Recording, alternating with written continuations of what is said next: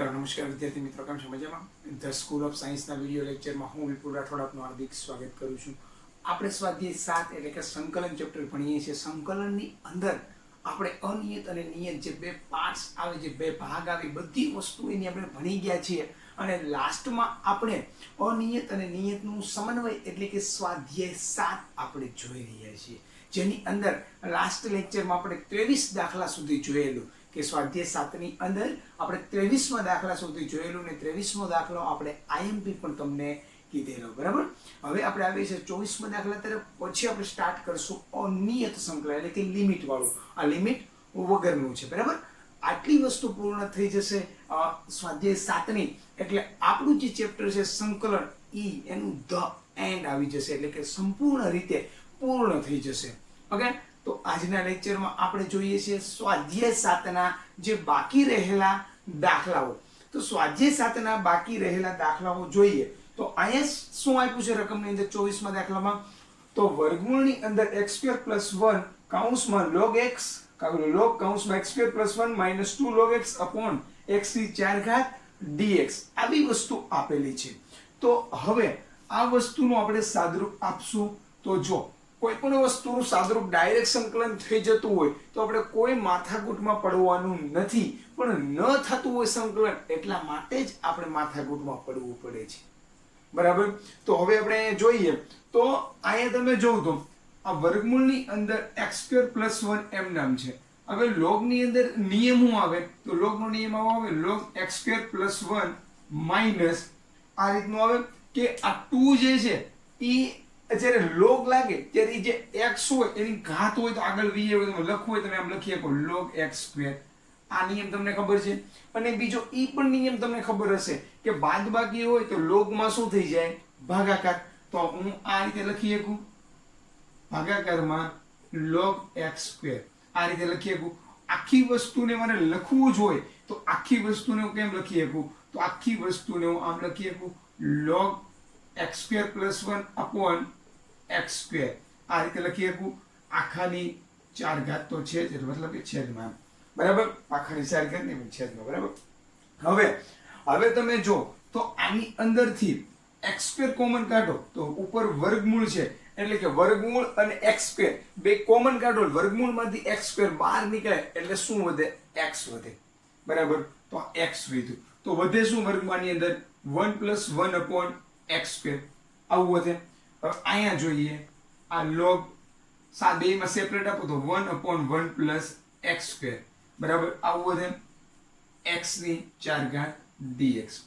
હવે તમે જોશો એટલે તમને શું ધારવું ઓટોમેટિકલી લાઈટ થઈ જશે.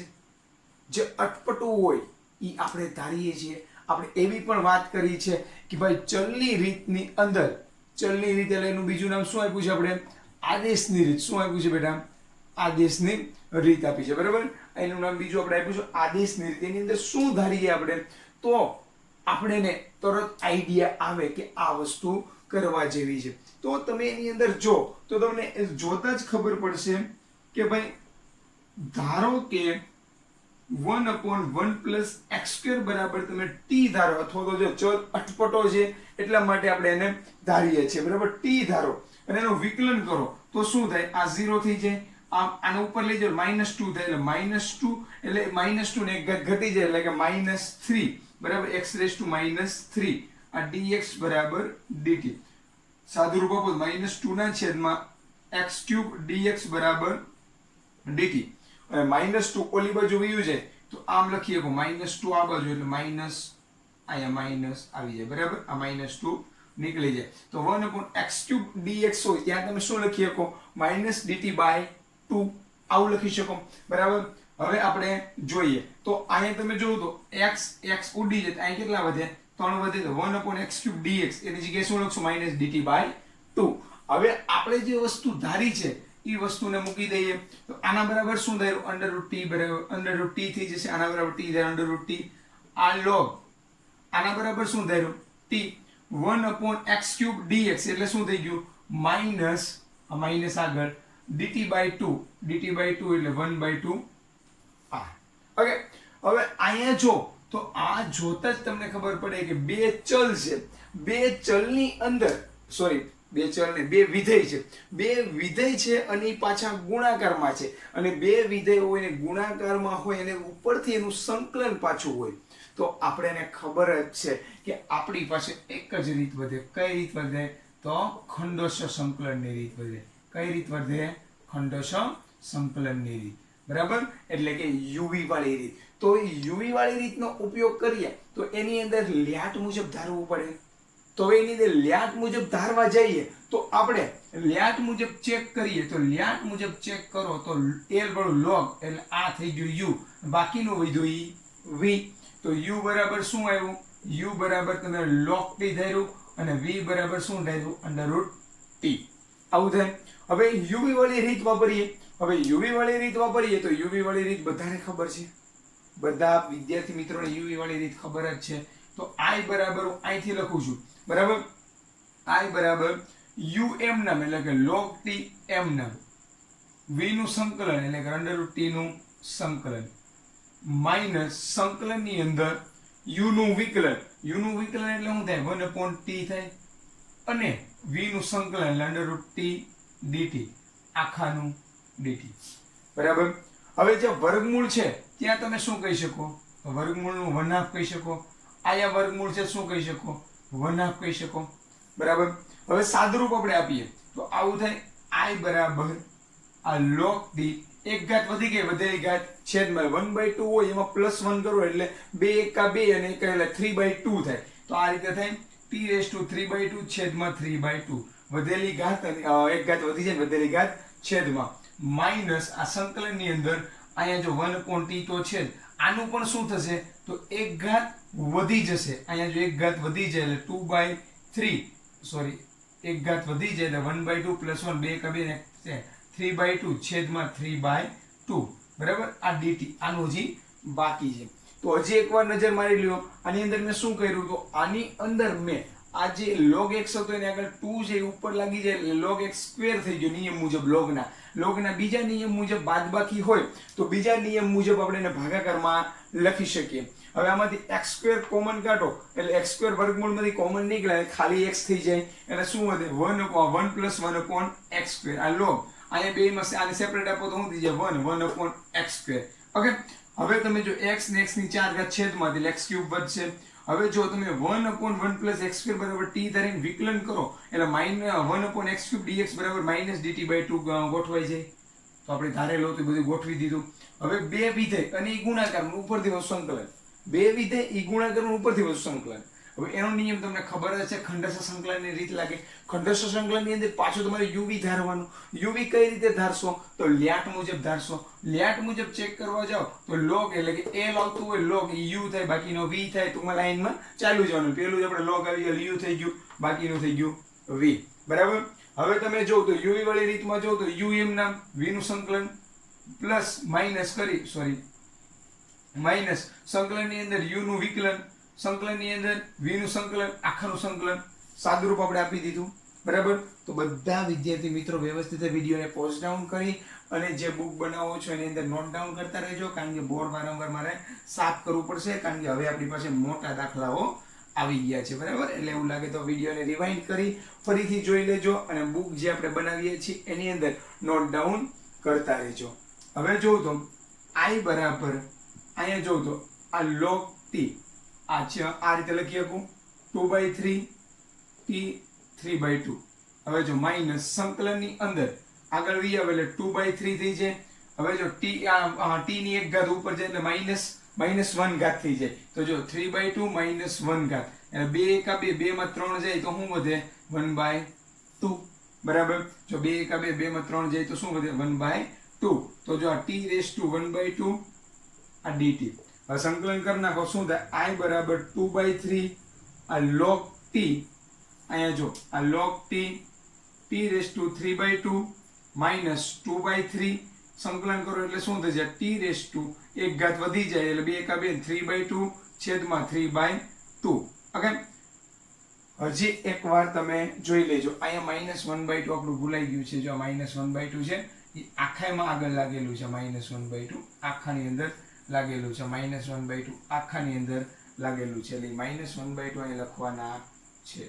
I બરાબર આ -1/2 આખાની અંદર લાગેલ છે આ હવે માઇનસ આપણે એક પરિવાર લખી નાખીએ હવે -1/2 છે અંદર ગુણી દઉં છું તો -1/2 અંદર ગુણી દો એટલે 2 2 કેન્સલ એટલે શું થાય -1/3 આ log t t^3/2 હવે માઇનસ માઇનસ પ્લસ 2 2 ઉડી જાય બરાબર 1/3 હવે આનું સંકલન શું થશે તો એક ઘાત વધી જાય તો 3/2 છેદમાં 3/2 પ્લસ c આવું થશે હવે જો હવે તમે આગળ જાઓ તો I બરાબર -1/3 આ log t t^3/2 આ છેદનો છેદ અંશમાં વયો જાય 2/3 તેરીને 9 t^3/2 પ્લસ c ઓકે આની અંદર હવે તમે કોઈ વસ્તુ કોમન કાઢવી હોય તો પણ ભલે અને કોમન ન કાઢો તો પણ ભલે એઝ યોર વિશ બરાબર t ની જગ્યાએ જે વસ્તુ તમે ધારી દે એ તમે મૂકી દો બરાબર કોમન કાઢી લ્યો સાદુરૂપ આપો પાઠ્યપુસ્તકના જવાબની જેમ તો પણ ચાલે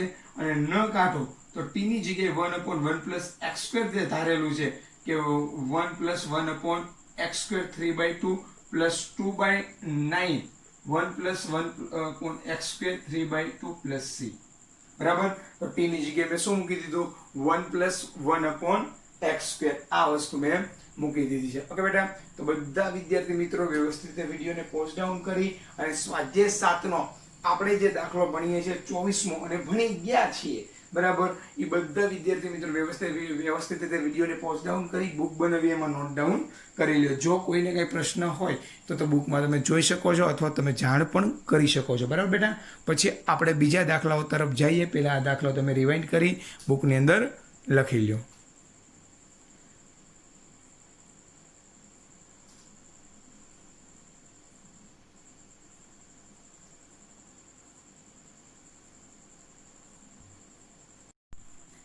તો બેટા હવે સ્વાધ્યાય 7 નો 25મો દાખલો જોઈએ છે હવે અનિયત પૂરું થયું છે અને નિયત ફરીવાર શરૂ થયું છે બરાબર એટલે કે અનિયત જે સંકલન આપણે ભણતા હતા જેમાં લિમિટ નહોતી એ વસ્તુ આપણે પૂર્ણ કરી છે હવે લિમિટ વાળું એટલે કે નિયત સંકલન આપણે શરૂ કર્યું છે બરાબર સ્વાધ્યાય 7 આ જ્યારે જેમ જેમ શરૂ થઈ અને પૂર્ણ થશે તેમ તેમ આપણું સંકલન હંમેશા માટે પૂર્ણ થશે બરાબર એટલે બધા વિદ્યાર્થી મિત્રોને ખબર જ હતી કે લેન્ધી ચેપ્ટર છે અને બધા વિદ્યાર્થી મિત્રો સાથોસાથ તૈયારી કરે જ છે અને કરતા પણ રહેજો ઓકે તો સ્વાધ્યાય 7 ની અંદર આપણે જે જોવા જઈ રહ્યા છીએ એ વસ્તુ જ્યારે ભણ્યા નિયત સંકલનમાં એ દાખલો જોઈએ ત્યારે આપણે વાત કરી હતી કઈ તો આવી વાત કરી હતી કે 99% એટલું યાદ રાખજો 99% ની અંદર જ્યારે e⁻x હોય તો f(x) વત્તા એનું વિકલન ગોઠવાઈ જતું હોય તો e⁻x f(x + c) આવો જવાબ થઈ જાય આવી આપણે વાત કરી હતી બરાબર તો હવે અહીંયા તમે જો તો I બરાબર π/2 થી π હવે જોજો e⁻x 1 - sin x એટલે કે sin 2θ વાળું સૂત્ર કયું આવે 2 sin θ cos θ આવું સૂત્ર છે તો sin x હોય તો મારે એનું આવું લખ બનાવવું હોય સૂત્ર હું બનાવી શકું 2 sin x/2 cos x/2 વપોન હવે એક સૂત્ર આવું હતું sin² x હોય તો 1 - cos 2x/2 આવું હતું તો આના જો આ 2 છે અહીંયા આવી આવે તો આવું લખી શકો 2 sin² x 1 - cos 2x કે 2x હોય તો θ અડધો હોય તો જો 1 - cos x અહીંયા 2x કેમ θ અડધો થઈ ગયો તો 1 - cos x તો શું થઈ જાય 2 sin² x/2 આ dx ઓકે તો I બરાબર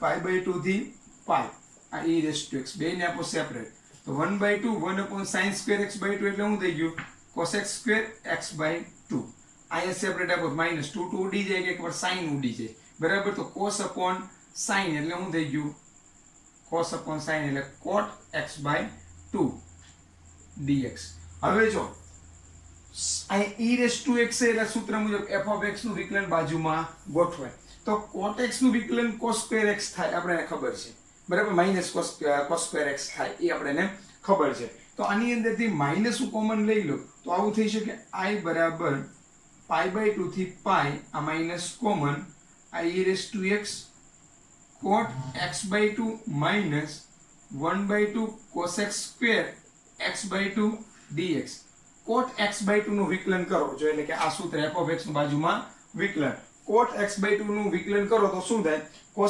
cosx²x/2 અને x/2 નું પાછું શું થાય 1/2 પણ cot x/2 નું માઈનસ cosx²x/2 થાય બરાબર અને x/2 નું પાછું 1/2 એટલે બાજુમાં વિકલન ગોઠવાઈ ગયું એટલે કે ex આગળ છે f of x f' of x એટલે કે બાજુમાં વિકલન ગોઠવાઈ ગયું જો બાજુમાં વિકલન ગોઠવાઈ જતું હોય તો આપણને ખબર જ છે બેટા કે આ જો મેં લખ્યું એ સૂત્ર લાગે બરાબર તો અહીંયા જ તમે ધ્યાન રાખજો આ વસ્તુ ભણી જ ગયા હતા જસ્ટ રિવિઝન માટે છે તો આનું આ રીતે થશે i બરાબર માઈનસ અહીંયા બાજુ વિકલન ગોઠવાઈ ગયું એટલે માઈનસ તો છે e⁻x f of x એટલે કોણ આવે cot x/2 π/2 થી π હવે લિમિટ મૂકી દો તો શું થાય આ માઈનસ એમના આ e⁻ cot π/2 minus e⁻ π/2 cot